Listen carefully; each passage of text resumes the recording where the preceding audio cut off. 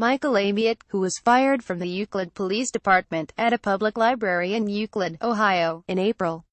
Euclid Police Department, via Associated Press. A police officer in Ohio who was recorded beating a black motorist during a traffic stop in August has been fired, officials said. The officer, Michael Amiott, was terminated from his job with the Euclid Police Department on Friday, Mayor Kirsten H. Gale said in a statement emailed on Tuesday. Mr. Amiott, who is white, had been on disciplinary suspension after a video surfaced in August that showed him beating an African-American man, Richard Hubbard, 3, after pulling him over in Euclid, a suburb of Cleveland. The video shows Officer Amiott punching Mr. Hubbard in the head and face more than a dozen times, even when Mr. Hubbard is prone on the ground. It was taken by a bystander and posted on Facebook, and the police department also released a version. Ms. Gale said in her statement that Mr. Amiott, 31, had been suspended for rule violations since then, but that her office had continued to receive complaints of other episodes of professional misconduct. After a review, I found Amiott to have violated additional departmental rules, including conduct unbecoming and courtesy, calling into serious question his suitability as a Euclid police officer, the mayor said in her statement. A staff member at her office said by telephone that the mayor would have no further comment.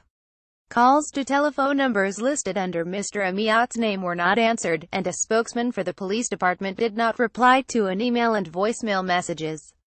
According to documents obtained by the Associated Press, Mr. Amiott received 4 letters of reprimand and 1 formal citizen complaint in his 3 years as a Euclid officer, but he was never disciplined beyond written citations.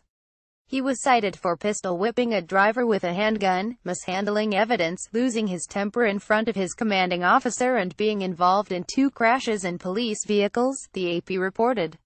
On Tuesday, Christopher McNeil, a lawyer for Mr. Hubbard, said in a telephone interview that Mr. Hubbard, 25, a welder, had been treated in the hospital for bodily injuries and released.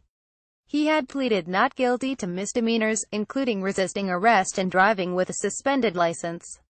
His girlfriend, Yolamar Dorado, was also arrested during the traffic stop and was charged with misdemeanors, Mr. McNeil said. Mr. McNeil has filed a motion to dismiss the charges. In its broader context, there are some serious questions regarding the patterns, the practices and the customs of the Euclid Police Department using excessive force against its citizens, especially the African American citizens, Mr. McNeil said.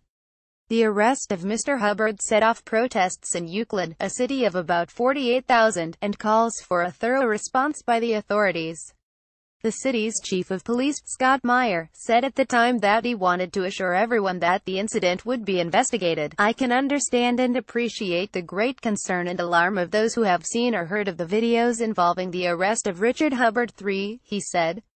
Chief Meyer had suspended Officer Amiott for 15 work days, and Ms. Gale had ended the suspension for 30 more days, saying then that she would make a further decision on his case by October 15. David Trend, the president of the local Fraternal Order of Police, which represents the interests of police officers, could not be reached by telephone on Tuesday. In August, he stood by Mr. Amiott after the video surfaced, saying in a statement published by local news outlets that raw video of police officers using force to subdue those who resist arrest can be difficult to watch. Everyone has an opinion about how much force is necessary and how much is too much, he said. It's easy to provide commentary after the fact. It's not easy being in the moment, on the street, trying to keep our community safe, he added. Officer Amiott faced just such a situation and responded in a manner that he felt necessary. James L. Hardman, the president of the NAACP's Cleveland branch, said in a statement that the organization was aware that the union was trying to contest the termination. He applauded the mayor's decision as a step in the right direction.